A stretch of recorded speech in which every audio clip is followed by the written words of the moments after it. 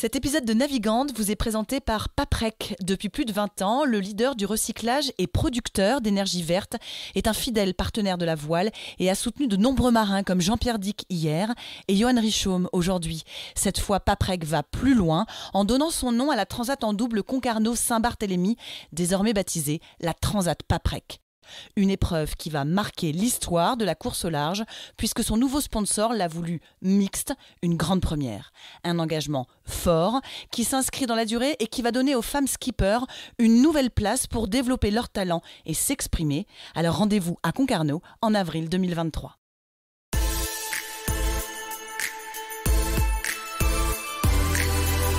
Bonjour à tous, bienvenue dans Navigante, le podcast dédié aux femmes de la course au large et de la régate, celles sous les feux des projecteurs, celles de l'ombre aussi, à ces femmes compétitrices, déterminées qui mènent parfois 1000 vies en une.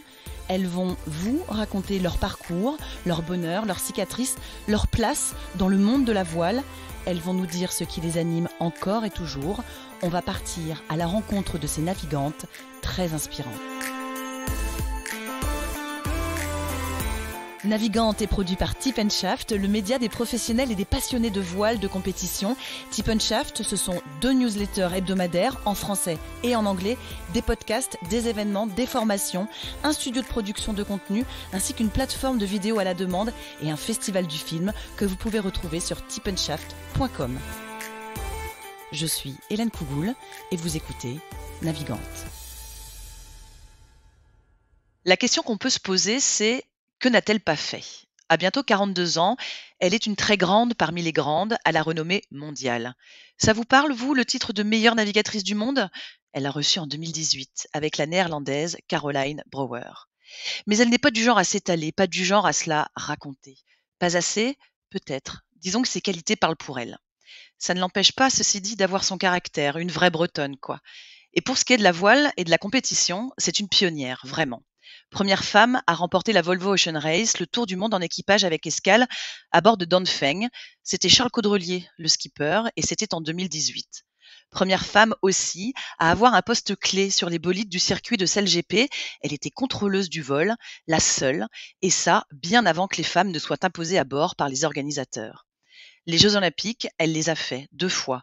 Ses titres internationaux, on ne les compte plus. Sa domination en Accra 17 avec Billy Besson a résonné dans le monde entier. 4 fois champion du monde. Le tour du globe, elle l'a fait. Les transats aussi, avec la Jacques Vabre. Le tour de l'Europe aussi, en IMOCA, à bord de Corum. À chaque fois, on vient la chercher. Si on pense équipière idéale, c'est son nom qui clignote tout en haut de la liste pour régater entre des bouées au plus haut niveau ou pour partir au large. Les grands bateaux, les petits bateaux, elle a l'air d'être partout à son aise. Sur l'eau, elle a l'œil, une vista implacable. En mer, elle est dure au mal, un roc. Et puis elle a pris le temps. Elle a eu le temps. L'année dernière, elle a donné naissance à une petite fille. Elle partage son temps entre la mer et la montagne, 2 grands espaces. Cette immense championne, c'est Marie Rioux, mon invitée pour ce nouvel épisode de Navigante. Bonjour Marie. Bonjour Hélène. Tout va bien? Tout va bien. Dis donc, tu nous as donné rendez-vous assez tôt. C'est parce que c'est le moment de la sieste? C'est ça. C'est les derniers moments de la nuit. Et là, ça va bientôt se réveiller. Donc, on croise les doigts pour pas que ça se réveille avant la fin du podcast. Bon, on va laisser dormir Héloïse en tout cas. J'ai une question rituelle. C'est toujours la même question, Marie. Si je te dis les femmes et la voile, la place des femmes dans la voile, qu'est-ce que tu me réponds? Comme ça. Ben, écoute, je pense que ça prend un peu un tournant quand même. Et que on arrive à, en tout cas, du moins sur des navigations en équipage, à intégrer des équipages masculins. On le voit sur SailGP, on le voit sur The Ocean Race. Moi, j'ai eu la chance aussi de faire l'édition d'avant, la Volvo Ocean Race, et de pouvoir naviguer sur la Transat Jacques Vabre, des duos 100% féminins. Donc voilà, j'ai l'impression que c'est super pour les femmes parce qu'en tout cas, ça laisse pas mal d'opportunités pour naviguer, que ça soit en course au large ou en olympisme. Il était temps? Il était temps. Mais bon, faut que ça continue, hein. C'est vrai qu'on est quand même en minorité par rapport à la pratique de la voile, hein. Il y a beaucoup plus d'hommes, mais c'est pas grave, ça commence à augmenter, je trouve, et qu'on prend un peu plus de place, en tout cas dans ce milieu. On va y revenir évidemment, Marie. Avant, je voudrais qu'on revienne au tout début. Ça commence comment ton histoire d'amour avec la mer, avec la voile? C'est l'USAM à Brest, des parents qui sont impliqués dans le club, deux grands frères qui sont hyper talentueux en optimistes. C'est une seconde nature? C'était obligé ce chemin-là? Bon, c'était obligé, non, parce que si ça m'avait pas plu, j'aurais peut-être fait de la gym ou autre chose. Mais c'est vrai que après, à côté de ça, on a une maison, enfin mes parents ont une maison au bord de la mer, donc on était tout le temps en bas à la grève, à pratiquer planche à voile. On avait une équipe et puis être dans l'eau, quoi. Donc c'était un peu destiné, mais ça aurait pu ne pas me plaire, mais ça m'a plu. Donc c'est vrai qu'au début c'était du loisir, hein. On pratiquait le mercredi au club et le samedi avec les copains. C'était une bande de copains aussi. Et la mayonnaise a pris et puis voilà, au fur et à mesure, ben j'ai continué. Je pensais pas forcément faire mon métier et puis finalement, ben j'y suis toujours et j'en vis. C'est ma passion, mon métier. Donc voilà, pourvu que ça dure. Marie, c'est devenu une évidence à quel moment que justement tu en ferais ton métier, que ce serait ça ta vie?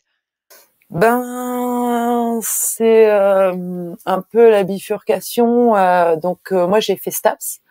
Et dans le but, hein, c'était un peu au collège même, je me dirigeais vers ça. Je me disais tiens, je me verrais bien prof de PS. Donc je suis partie dans des études de STAPS tout en faisant un projet olympique.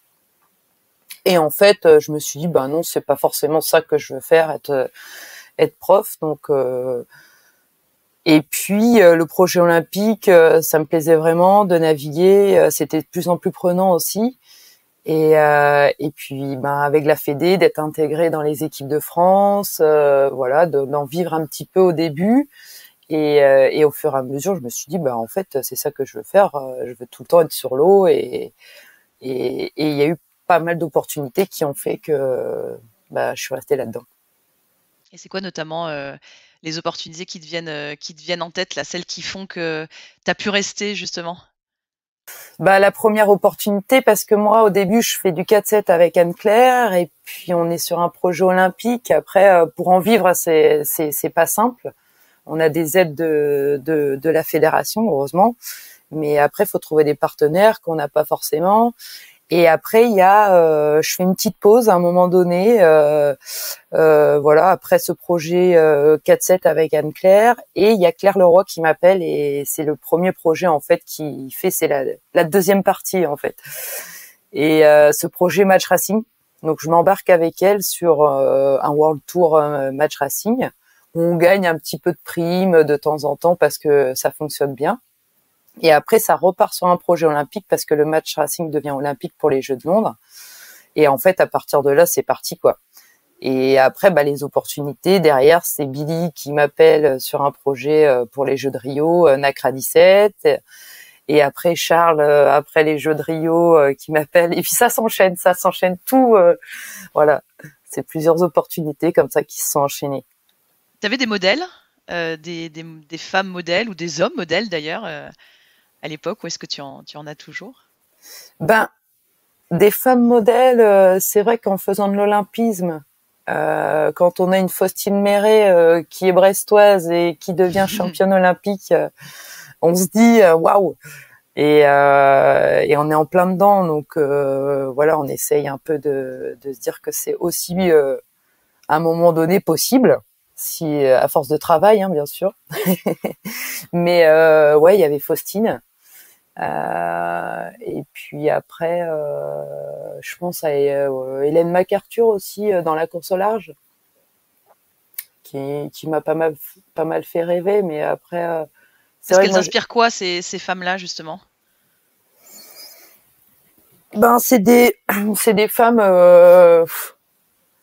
ouais, je sais pas, je dirais au tempérament un peu, bah, qui ont envie d'aller braver les éléments et qui se sentent bien sur l'eau, quoi, et qui ont pas peur d'aller sur leur bateau et d'aller naviguer autour du monde ou voilà, qui donnent un peu tout pour réussir en tout cas dans leur projet.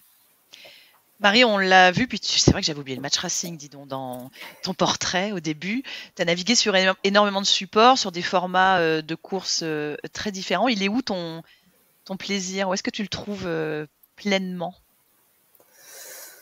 Ben, écoute, c'est ça qui, dans mon parcours un peu, j'ai changé pas mal de supports en fait. Et c'est ça que moi je trouve sympa, c'est de pas rester sur le même parce qu'à un moment donné, faire tout le temps le même support, c'est ma vision, hein, tout le temps le Ah, même mais support. c'est ton épisode de navigant, donc tu y vas. Donc voilà, c'est de changer, c'est d'aller découvrir des bateaux différents, de pouvoir s'adapter aux nouveaux supports à chaque fois, de trouver à chaque fois de se remettre en question et de réussir à trouver des solutions pour que le bateau avance vite. Il y a ça. Moi, la tactique stratégie, c'est un peu ce que j'aime bien aussi, jouer avec le vent et aller chercher les meilleurs endroits pour aller au plus vite à la bouée au vent, quoi. Ça, c'est surtout sur l'olympisme. Et puis, c'est aussi des changements de personnes, en fait, des changements d'équipiers, d'équipières, des nouvelles personnes à chaque fois qu'on rencontre. Et voilà, c'est un mix de tout ça qui me donne encore envie d'aller naviguer aujourd'hui sur des nouveaux projets. On va en parler justement de ces nouveaux projets, parce qu'en fait, ça s'arrête jamais hein, avec toi, Marie. Il y a eu toutes ces années olympiques, tu en as parlé. Il y a évidemment cette préparation qui a beaucoup marqué les esprits avec Billy Besson, où vous avez été ultra dominateur en Accra 17, qui allait être le nouveau support pour les Jeux olympiques de Rio. Comment est-ce que vous fonctionniez tous les deux dans ce support mixte?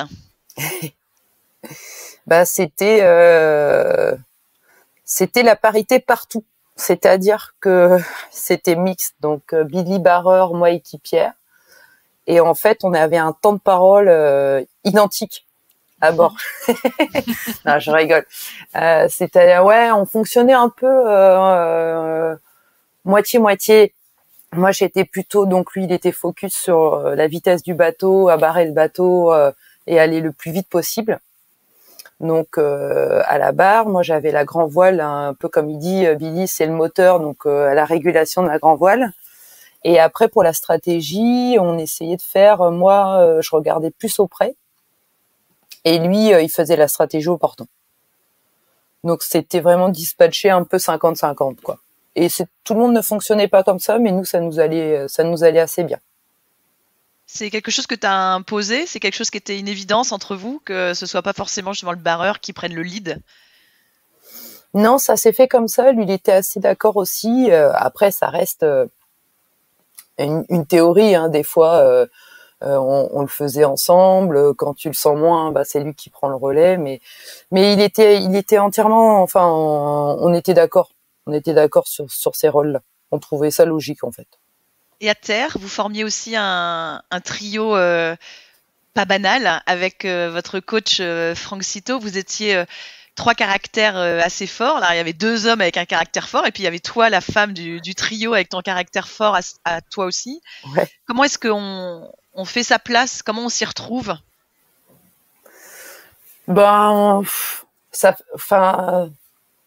Ça allait, c'était assez naturel en fait, tous les trois. Après, avec Billy, vraiment fallait on parlait quoi, on parlait souvent. On évitait les non-dits parce que c'est là-dessus après que ça fonctionne plus. Avec Franck, des fois c'était un peu plus compliqué, mais bon, on se disait toujours, on se finissait par dire les choses et des fois ça clashait bien sûr. Hein, 4 années de toute manière ensemble.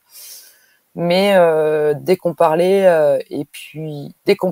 voilà, on savait que on se disait les choses en tout cas et je pense que j'avais fait ma place suffisamment pour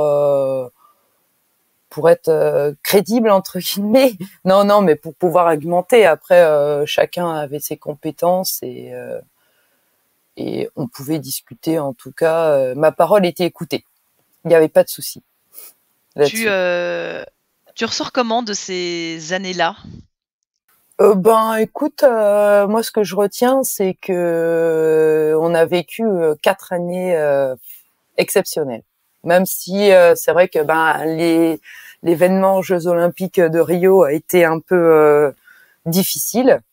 On va rappeler pour nos auditeurs, Marie, qu'effectivement, aux Jeux Olympiques de Rio, vous partez avec cette quadruple casquette de champion du monde, que évidemment vous êtes extrêmement attendu pour le titre olympique, disons-le, et que Billy, ton barreur, est victime d'une hernie discale avant les Jeux et que ça va sérieusement entamer vos possibilités d'aller chercher une médaille. Vous finirez quand même 6e, et c'est vrai que ça a été une grosse déception. Je te laisse continuer. Bah oui, c'est sûr que quand on arrive là-bas sur place et que Billy il arrive dans un état avec sa hernie discale, on se dit que ça va être compliqué. On tente le coup quand même, mais du coup moi je suis pas non plus dans un état super et voilà. Les 15 jours ont été très compliqués. Mais en même temps, c'est le sport, hein, voilà, ça peut arriver à n'importe qui, c'est arrivé sur nous. Et heureusement, on retient, moi c'est ça, c'est que je retiens ces 4 années vécues au sein de l'équipe de France avec notre coach Franck, et c'est des années exceptionnelles qu'on retient, et c'est ça au final qu'on retient tous les 3, et avec ces 4 titres de champion du monde, et on reste là-dessus. Et moi, ça fait partie de mes plus belles années en tant que navigante. Ouais. Si tu retiens ça, malgré tout, c'est sûr que ça a été un moment douloureux dans ta carrière. Comment est-ce que tu te relèves de ce genre de situation? C'est quoi ton secret à toi, Marie Rio? Écoute, c'est vrai quand on entend parler un peu des années post-olympiques, c'est pas simple pour pas mal d'athlètes dans tous les sports. Il y a des hauts, il y a des bas. Surtout après un épisode comme ça, en fait, j'ai pas vraiment eu le temps de réfléchir. J'ai eu la chance d'avoir un appel de Charles qui avait le bateau, en fait, le VOR 65 à Lorient, et qui m'invite à naviguer avec lui. Et voilà, donc je me dis oui, pour me changer les idées, en fait, il a raison, faut que je fasse autre chose. Et en fait, à partir de là, je commence à naviguer, à faire des navigations en match racing avec lui. Il y avait toute une équipe, il y avait Pascal Bidégory, il y avait Thomas Rouxel, je fais la Sydney Bart avec eux, et tout s'enchaîne. Voilà. Et après, je me retrouve à faire des sélections pour participer à la Volvo Ocean Race, et ça part de là. La suite part de là. Donc j'ai pas eu le temps de réfléchir, en fait. Marie, on sait qu'effectivement la Volvo fait partie de ces courses qui a imposé des quotas pour qu'il y ait des femmes à bord. Avant que tu nous parles de ton recrutement et de comment Charles t'a appelé, Charles Caudrelier, t'en penses quoi justement, toi, de ces quotas qu'on voit fleurir de plus en plus d'ailleurs? Écoute, en tout cas pour nous les femmes, ça laisse plus d'opportunités de naviguer sur des équipages, sur des bateaux de course au large. Donc c'est super pour nous, en tout cas, de pouvoir embarquer sur des projets comme ça. Là, on voit encore sur The Ocean Race qui se court en ce moment, il y a au minimum une femme sur chaque bateau. Des fois, il y en a 2. Et c'est super, mais ça, en finale, ça devrait pas exister. Ça devrait être naturel, en fait, ce choix de nous embarquer en tant que navigante et pas en tant que femme, quoi. Comment est-ce qu'il t'appelle, Charles Caudrelier? Pourquoi toi? Je pense qu'il sait que en fait il va y avoir ces 2 femmes à trouver pour la prochaine édition. Il en appelle plus d'une, je suppose. Donc Caroline Brouwer, qui elle a déjà a fait l'édition d'avant avec SCA. Et en fait, au départ, je pense qu'il m'appelle pour, en effet, sympathie pour me changer les idées. Et puis peut-être qu'après, j'étais à l'aise sur le bateau, il s'est dit tiens, ça peut coller. Et voilà, donc je fais quelques navigations avec eux. On convoie le bateau jusqu'à Lisbonne aussi. Et puis après, on s'est installé il me semble, à Lisbonne, et on a fait des navigations et des tests, et après voilà. Donc c'était parti pour l'aventure Volvo. Marie, quand on est mondialement connu et reconnu dans un domaine, en l'occurrence la voile olympique, aller se frotter à la course au large, c'est quoi? C'est se remettre en question aussi? Ou c'est aussi, c'était aller prouver justement que les femmes étaient capables d'aller faire un tour du monde? Non, c'est de connaître d'autres façons de naviguer, ouais, d'aller découvrir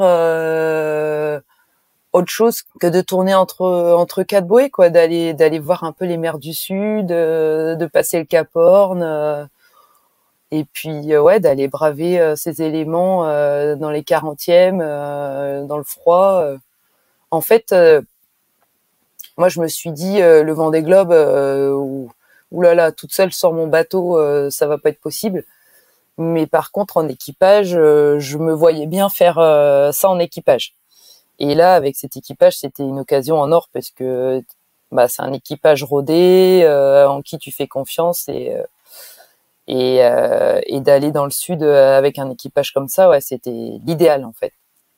Quand on est dans l'inconfort absolu, parce qu'il faut pas se leurrer, hein, c'est quand même aussi une bonne partie d'inconfort absolu, cette course-là, dans un équipage qui est quand même à grande dominante masculin. Comment on fait sa place aussi là? Eh ben, comment on fait sa place c'est Est-ce pas qu'on se dit simple. qu'on a besoin de la faire? Parce qu'effectivement, on pourrait.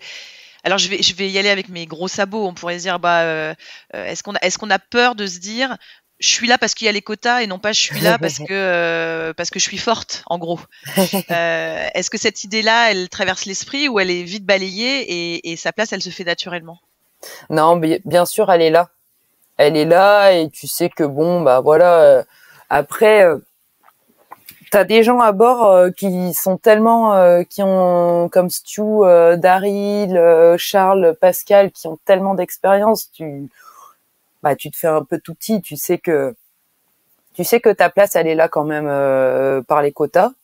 Mais bon, tu sais quand même que t'as navigué, que tu sais régler des voiles un peu. T'as des compétences qui sont peut-être un peu différentes, mais que tu peux apporter ta pierre à l'édifice. Donc voilà, tu te fais un peu, ouais, moi je pense que j'essayais un peu de montrer que j'avais ma place à bord. Après, il fallait un peu jouer des coudes pour montrer que tu avais ta place à bord quand même. C'est pas tout le temps simple. Enfin, moi je trouve. Vas-y. C'est quoi ton, c'est quoi je sais pas, un moment ou des moments où tu te dis, si tu dis ça, c'est qu'il y a eu des moments qui étaient pas si évidents. En même temps, c'est Après, moi normal, hein. j'ai un peu la double casquette aussi dans le sens où la course au large, j'en ai fait vaguement, très peu. Et que je suis un peu rookie aussi. Je suis bisu, je suis une femme, donc j'ai la double casquette. La double Donc peine, Marie, tu veux dire, c'est ça? exactement, c'est un peu la double peine. Non, mais du coup, j'ai une petite anecdote. Allez, je vais la balancer quand même. Mais non, mais par exemple, on se retrouve en quart. Donc, on était toutes les 2 heures. Hein, il y avait un duo qui montait sur le pont et un duo qui descendait pour se reposer. Et là, c'est le duo donc Kevin et Horace qui sont devant nous, qui finissent leurs 2 heures de quart par Kevin à la barre et Horace à la grand voile. Et moi, j'étais avec Stuart Bannatyne. Et du coup, on commençait notre quart. Donc, les deux qui commençaient les quarts, ils faisaient réglage de voile d'avant. Et le quatrième checkait un peu tout. Et du coup, Kevin, il me dit à un moment donné, ouais, les conditions sont géniales. On était dans les mers du Sud, hein. Mais il y avait 25 nœuds, de la houle, mais de la longue houle. Et il me dit, les conditions sont géniales et tout, c'est trop bien pour barrer. Vas-y, Marie, si tu veux, prends la barre. Je lui fais, ouais, t'es sûre ouais, essaye, écoute, tu verras. Donc, je monte sur le truc pour me déclipser, pour me clipser, pour déclipser Kevin, et je commence à prendre la barre et tout. Je me dis, ouais, ça va être trop bien, trop bien. Et là, Stu me fait, tu fais quoi? En anglais, hein, tout ça en anglais. Je What fais, are you doing? je prends la barre. Non, tu prends pas la barre là. Ok, donc je redescends. Oh non. Si, mais bon, après, il a raison en même temps parce que on Bah, est ou là pas. aussi dans un souci de performance et on veut gagner la Volvo Ocean Race. Et comme il dit, ben voilà, il faut être rapide, faut être barreur rapide, faut faire des milles et moi je barrais un peu de temps en temps, mais je barrais pas souvent et c'est des moments en fait quand tu tiens la barre, c'est des moments en fait tellement top que ça te remet le sourire pendant 4-5 jours encore. Donc c'était important, je trouve, pour moi de pouvoir prendre la barre de temps en temps, mais là ça n'a pas été possible. Parce que j'étais une femme ou parce que j'avais pas suffisamment d'expérience à la barre? Ça, je le saurais jamais. Allez, on va dire peut-être parce que tu n'avais pas assez d'expérience. Mais si, c'est ça en plus. Non, mais voilà, c'est des petits. Certainement, bien sûr, de toute façon. Mais il y a eu des petits il y a eu des petits moments en effet où tu sens que bon, Faut que ça rentre voilà, ouais. dans la société et dans les Et je dirais esprits. plus avec les anglo-saxons qu'avec les français. J'ai pas trop senti ça avec les français en fait. Je sais pas pourquoi. Les anglo-saxons sont plus réticents. Ouais, c'est mon analyse. Avec Charles, Pascal et tout ça, non, j'ai franchement ça. Pour moi, on était des navigants quoi, entre Caroline et moi, et il y avait pas de souci. Comment tu sens que tu as apporté ta pierre à l'édifice, justement, puisque tu parlais de pierre à l'édifice de cette belle victoire? Bah après, je sais pas, j'en sais rien, je sais pas. Ça, c'est ta c'est modestie encore qui te fait ne non. pas Après, répondre? moi, j'ai essayé. Je sais pas, avec Caroline, on était un peu sur le même poste, on était en quart opposé, donc sur le même poste, sur le réglage des voiles. Après, t'essayes d'être dessus quand c'est ton tour, d'être en permanence dessus, de comprendre, parce que c'est pas les mêmes façons non plus de naviguer que sur un petit bateau, donc c'est pas les mêmes façons de régler, mais t'essayes d'être dessus. Et sur la marche du bateau, quand on est un peu en rapproché avec d'autres bateaux, être pendant 4 heures, moi j'ai essayé de me donner à fond en tout cas, tu vois, parce que ça peut représenter une journée de NACRA, une journée d'entraînement de NACRA de 4 heures, et c'est ce qu'on faisait en quart, on était 4 heures, donc pendant 4 heures on est à fond quoi. On est à fond sur la colonne à grinder quand le régleur de GV il veut qu'on borde la grand voile, et puis voilà, sur des moments comme ça. Marie, ça représente quoi de gagner cette Volvo Ocean Race dans la vie d'un marin et dans la vie d'un marin femme en plus? La première femme à gagner cette course. Ouais, c'est vrai. C'était incroyable, surtout de la façon dont ça se termine, c'est suspense jusqu'au bout, et voilà, c'est des 9 mois, je crois qu'on a passé 9 mois à faire ce tour du monde, et il y a eu des moments pas faciles, hein, mais il y a eu des super moments aussi, et en plus sur une victoire, donc je dirais voilà, ça s'est fait, c'est coché, mais en même temps j'ai envie d'y retourner moi. Non, mais ouais, c'est super.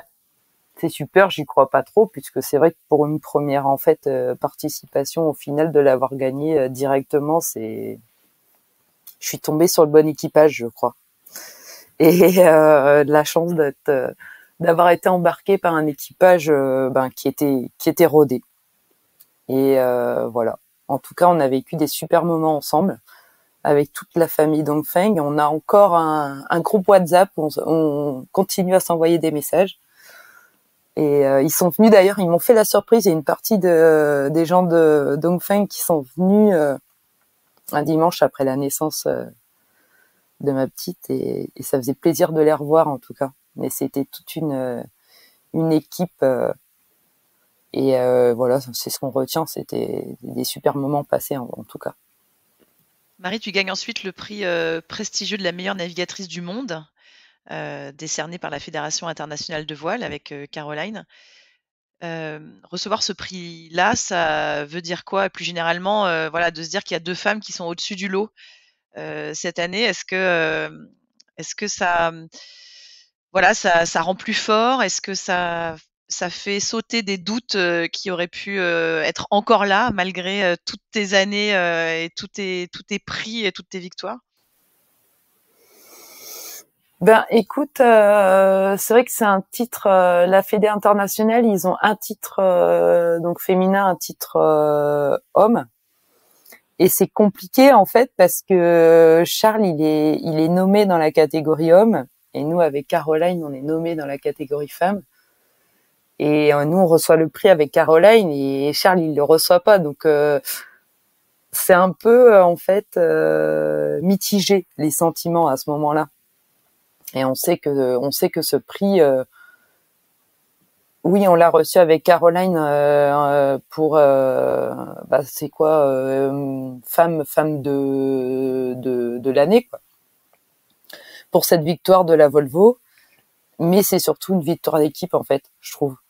C'est pas, c'est un prix pour l'équipe, quoi, pour la victoire de l'équipe. Ouais, c'est un peu comme ça que je le vois. Marie, tu as été la première à gagner la Volvo. Tu as aussi été la première à faire partie intégrante d'un équipage sur le circuit de CLGP. C'était lors de la première saison, à l'époque où les femmes n'étaient pas du tout intégrées dans le circuit. Cette étape-là, dans ton parcours, elle représente quoi? Justement, qu'on te donne les rênes sur un poste, voilà, un poste clé. Tu es la seule de toute la flotte. Il n'y a que des hommes tout autour. Ouais, ça c'était exceptionnel. J'ai la chance que Billy, c'est vrai que pendant la Volvo, on est resté en contact ensemble avec Billy. Et il m'appelle, il me dit ouais, j'ai été contacté par Russell Coutts pour être le skipper. Je suis oh là là super et tout. Et en fait, il me dit bah écoute, moi j'aimerais bien que tu fasses partie de l'équipage. Est-ce que ça te dit? Et je dis bah oui bien sûr. Voilà, tu réfléchis pas longtemps. Et du coup j'étais contrôleuse de vol. Et voilà, j'ai fait la première saison avec eux. Donc c'était le tout début, on découvrait vraiment tous. Sauf il y avait Mathieu Van Damme, Olivier Arlédan qui avait fait la coupe avec Groupama, donc qui connaissait ce bateau. Mais nous avec Billy, on découvrait quoi complètement. Et voilà, cette expérience, c'était un truc de dingue parce que la navigation sur CF50, c'est incroyable naviguer à des vitesses comme ça. Et puis après, fallait prendre le poste parce que moi je découvrais vraiment et on n'avait pas beaucoup d'heures d'entraînement. Donc fallait réussir à faire voler le bateau rapidement quoi. Et voilà, moi j'ai eu une saison, j'ai eu la chance de faire cette première saison, j'étais la seule femme en effet. Mais je pense que en tout cas j'espère que ça a lancé sur ce qui se passe en ce moment où les femmes ont une place à bord. J'ai vu que même Manon avait fait sur la première manche du dernier Grand Prix, elle avait pris les rênes. Singapour. Ouais, contrôleuse de vol aussi. Donc ça c'est super. Et la place d'avoir une femme à bord sur un rôle de stratégie ou de contrôleuse de vol, ça va dans le bon sens. Justement, toi qui as eu ce poste-là pendant toute une saison, qu'on soit un homme ou une femme, peu importe pour être contrôleur de vol, c'est-à-dire être un gros poste sur ces bateaux-là? Oui, c'est ce que je disais sur la première saison, peu importe en fait. Ce poste-là, il demande de savoir jouer de savoir jouer à la console et d'avoir une attention toute particulière sur d'être concentré au maximum pour garder le bateau en vol. Et en fait, homme ou femme, il y a pas de différence. C'est pas une histoire de muscles en fait. Donc, mais ces trois postes en fait, que ça soit barreur, même régleuse de l'aile ou contrôleur de vol, ces trois postes, c'est sûr, à 100%, on peut mettre des femmes des femmes sur ces postes-là. Marie, juste un petit mot quand même justement sur ce côté précurseur que tu as eu en étant la première femme de ce circuit-là. Tu étais vue comment à l'époque? On te voyait comment? Est-ce qu'on te voyait comme un ovni? Ou est-ce qu'on te voyait, toi, Marie Rioux, que la plupart de toute façon, des hommes de ce circuit, connaissaient puisque les 3/4 venant de l'olympisme, autant vous dire que, voilà, Marie Rioux, ça parle et puis, la Volvo, ça parle aussi? Ou est-ce qu'il y avait un côté un peu, intrigué? Non, c'est vrai qu'on se retrouvait en fait sur chaque bateau. Je retrouvais des navigants avec qui j'avais déjà côtoyé. Pas tous, mais il y en avait aussi qui venaient de la Volvo, je crois. Et par exemple, j'ai un souvenir. C'est quand j'avais fini la saison, je me souviens, il y a Luke Parkinson qui lui était très fort et qui était avec Nathan Outridge en contrôleur de vol. Sur le bateau japonais. Qui m'avait envoyé un message sympa, en gros, ah bah tu manques à l'équipe française. J'étais là, oh, trop gentil. Mais lui, il était super et c'est ça qui était sympa aussi sur ce circuit, c'est que je trouvais que ça partageait quoi. Le fait qu'on ait déjà les données, après chaque équipe récupérait les données des autres bateaux et c'était à nous de les analyser. Mais à côté de ça, lui, par exemple, il n'était pas avare de nous donner ses réglages, de nous filer des petites astuces pour qu'on progresse aussi plus rapidement, quoi.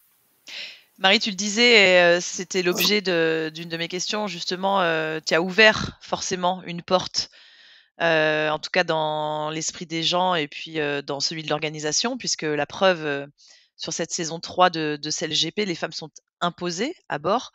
Tu le disais avec un rôle de stratège quand on navigue à 6, voire même, à la colonne de winch ou, au réglage du vol quand, on est à 4.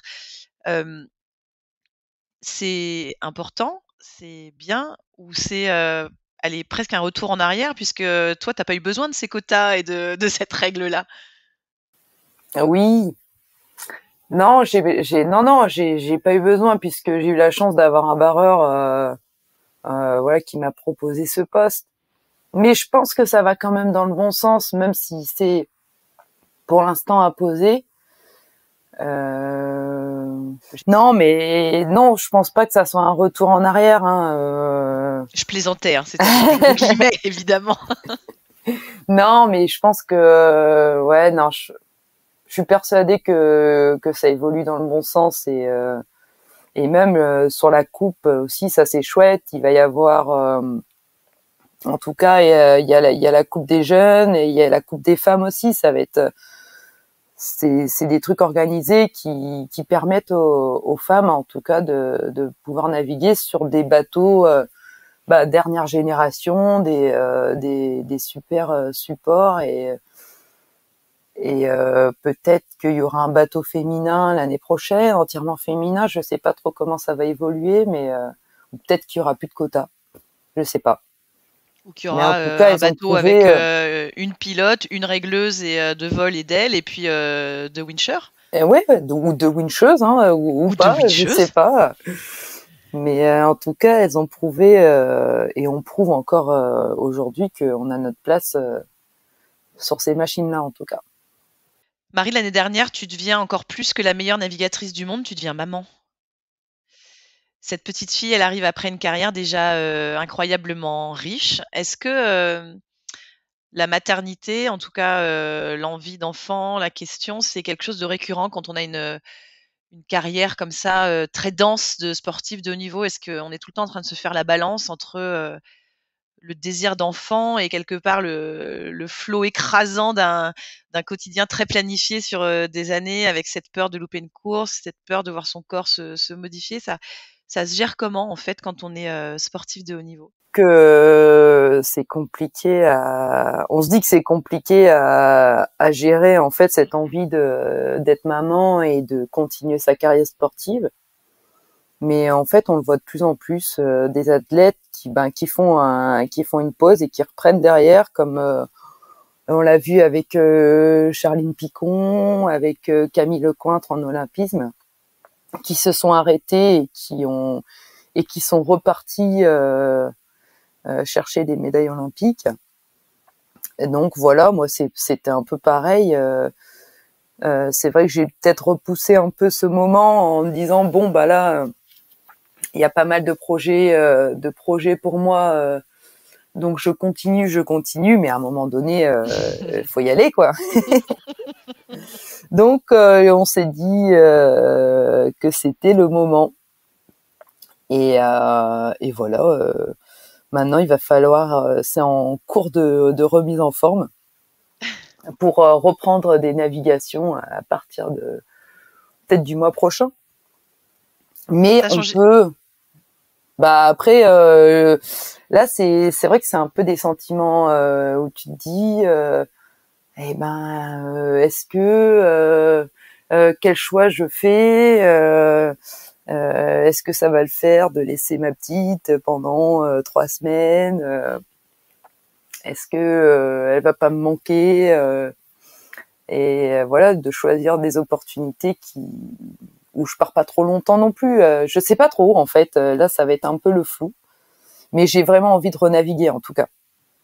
Donc là, je suis en train de regarder ça, de voir un peu ce que je vais pouvoir faire pour naviguer. J'ai la chance d'avoir mon compagnon qui s'occupera très bien de la petite en mon absence, donc c'est un peu comme ça qu'on va jongler quoi.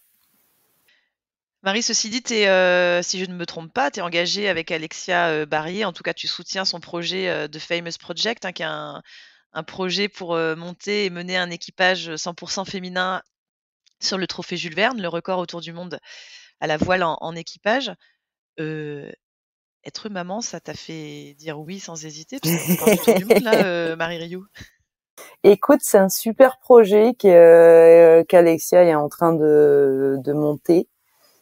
Et je me dis que c'est encore quelque chose de différent par rapport aux projets sur lesquels je me suis embarquée avant. Ah, ça me titille fortement. Donc oui, je m'engage dans ce projet. Et je me dis, ce que je me dis, c'est bon, bah Francis Joyon, il a mis 40 jours. En même temps, 40 jours, qu'est-ce que c'est 40 jours? Bon, 40 jours, il a mis la barre haute, mais non, c'est voilà, je m'embarque dans ce projet parce que oui, je me verrais bien faire un tour du monde avec des nanas, voilà. C'est un projet féminin international où pour l'instant, je crois qu'il y a Marita Barli, donc Alexia qui est la chef du projet de la skipper, Marita Barli, Dika Fari, Joan Malloy, Sarah Steyer, Elodie Métro, enfin il y en a plein, il va y avoir plein de nanas sur ce projet et c'est des nanas voilà qui ont pas mal d'expérience et je me verrais bien partir sur un tour du monde avec elles en tout cas, pour l'instant. Alexia, elle dit que c'est une volonté de monter un projet féminin. Je lis en même temps que je te parle pour plusieurs raisons, et notamment pour mettre en lumière et faire s'exprimer des femmes qui n'ont pas toujours l'occasion de le faire, pour faire bouger les choses. Car souvent, on veut bien un skipper femme, mais on lui donne pas toujours les moyens pour gagner. En tout cas, pas toujours les mêmes moyens qu'un homme. Tu as quel regard sur ça? Ben, ouais, je suis assez d'accord avec elle. On en parlait autour d'une table la dernière fois et on disait, c'est vrai que le Vendée Globe, ben, je sais plus qui disait, ouais, mais le Vendée Globe, il y a aucune nana qui a réussi à le gagner. Et en même temps, ben il y a Hélène MacArthur, elle fait un podium, il me semble, elle fait 2 ou 3.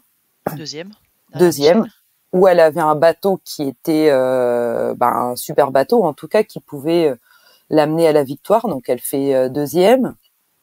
Et après, Sam Davis qui fait quatrième. Voilà, Sam Davis qui fait quatrième. Et après, je trouve que en effet, sur les éditions où les nanas elles sont pas aux avant-postes, c'est qu'elles ont pas forcément des bateaux qui peuvent les mener à la victoire, je trouve. Et là, déjà sur la route du Rhum, on voit Justine Métro qui fait une super route du Rhum et qui se retrouve, qui finit 6e ou 7e, je crois. 7e, je crois. Et ben, j'ai hâte de voir le prochain Vendée Globe parce que là, il y a Sam, elle a un bateau neuf, Justine, elle a un super bateau aussi. Donc là, on donne les moyens, en effet, aux femmes de pouvoir s'exprimer et là, sur ce projet-là, j'espère aussi. Donc, elle a un peu raison dans ce sens-là. Ils vont ressembler à quoi les prochains mois pour toi, Marie? Alors, les prochains mois, écoute, on s'est dit que l'hiver en Bretagne, c'était dur. Donc, on part au soleil pendant 2 mois. Très bien. Mais dans le but de renaviguer. Moi, c'est dans le but, en fait, de reprendre un peu la navigation après avoir donné naissance à notre fille donc fin septembre. Et j'espère pouvoir naviguer sur des bateaux aux Antilles. Et ça sera les premières navigations. Et puis après, de retour en France pour d'autres navigations. Je suis en train de regarder un peu sur quel projet, qu'est-ce que je pourrais faire en plus des navigations avec Alexia sur le The Famous Project. On verra bien. C'est quoi toi, Marie, ton mode de fonctionnement pour que on fasse appel à toi? T'es plutôt quelqu'un d'assez discret. Malgré tout, on l'a dit, hein, on t'appelle souvent. J'espère que ton téléphone continue de sonner. Et c'est aussi pour les plus jeunes qui nous écoutent. C'est quoi, toi, ta recette pour qu'on vienne te chercher? Bah, c'est vrai que pour l'instant, j'ai eu la chance plutôt qu'on m'appelle. Maintenant, on m'appelle toujours, mais faut aussi faire la démarche. Faut pas. Bah voilà, faut montrer que qu'on est toujours là, qu'on a envie d'aller naviguer et d'aller naviguer sur des bateaux. Donc moi j'appelle de temps en temps, j'envoie des messages pour dire que j'ai envie d'aller naviguer, quoi, que je suis motivée pour aller naviguer. Après ma recette, je sais pas si c'est une recette, non, j'en ai pas. À l'instinct, au feeling. On va garder ça, Marie, pour terminer. Au début, je me posais la question de savoir ce que tu n'avais pas fait. On voit déjà la longue liste de tous tes accomplissements. Non, il y a plein de choses que j'ai pas fait. Justement, ils sont où encore tes rêves? Je parle de tes rêves sur l'eau, bien sûr. À un moment donné, c'est vrai que Vendée Globe, non, ça jamais. C'est pas une envie. C'est vrai que j'évoquais la possibilité d'aller naviguer en solitaire. C'est vrai que j'ai jamais fait. J'ai toujours fait de l'équipage et de naviguer en solitaire. Ça restait dans un coin de ma tête. Mais finalement, un peu comme c'est qui disait ça? C'est Morgan Lagravière, je crois. Il disait en fait, moi j'aime bien naviguer en double, de me faire embarquer en double sur des navigations en équipage. Donc, qu'est-ce qui me reste à faire? Un tour du monde, trophée Jules Verne, quoi. Un trophée Jules Verne. Je referais bien une Transat Jacques Vabre parce qu'avec Amélie en classe 40, j'avais vraiment bien aimé cette course en double. Et voilà. Sur un IMOCA, peut-être. J'aimerais bien. L'appel est lancé, Marie. Comment? L'appel est lancé, Marie. L'appel est lancé. Et puis, si jamais il y a des possibilités de faire des étapes sur The Ocean Race, si les équipages sont pas complets non plus, 1 ou 2 étapes. Bon, je vois que ton sac à envie et la liste de tes envies, comme dirait l'autre, est encore bien longue. Merci beaucoup. Mon sac est prêt, il est au pied de mon lit. Les bottes sont prêtes et le sac est fait. Exactement. Avant de te remercier, Marie, je vais remercier Héloïse de nous avoir laissé tout ce temps pour pouvoir discuter avec toi. Alors, si tu l'entends, il est temps. Phil, merci beaucoup Marie d'avoir été l'invitée de cet épisode de Navigante. Merci beaucoup. Merci Hélène. Merci d'avoir écouté cet épisode de Navigante, produit par Tip & Shaft. N'hésitez pas à nous dire ce que vous en avez pensé, n'hésitez pas non plus à le partager. Et si vous souhaitez suivre l'actu de la voile de compétition, abonnez-vous à la newsletter de Tip & Shaft. C'est gratuit, elle est envoyée chaque vendredi à 17h. Et pour vous inscrire, ça se passe sur tipandshaft.com. À bientôt.